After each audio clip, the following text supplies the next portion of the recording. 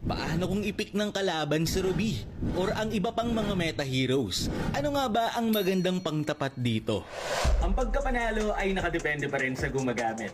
Pero syempre, mas mabuti kung ang hero mo ay lamang nakagad sa kalaban. Ito ang hero counter sa mga meta heroes ngayon. Pero syempre, bagong lahat, kung di ka pa nakafollow sa aking page, baka naman. Umpisahan natin dito kay Ruby. Isa si Ruby sa mga priority picks ngayon sa rank game, lalo na kapag solo. At isa si Arlott sa mga magpapahirap dito kay Ruby. Kahit yung top global Ruby na si Nacho, nahihirapan daw sa Arlott.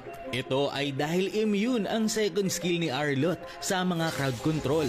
At alam naman natin na malakas etong si Ruby dahil marami siyang crowd control.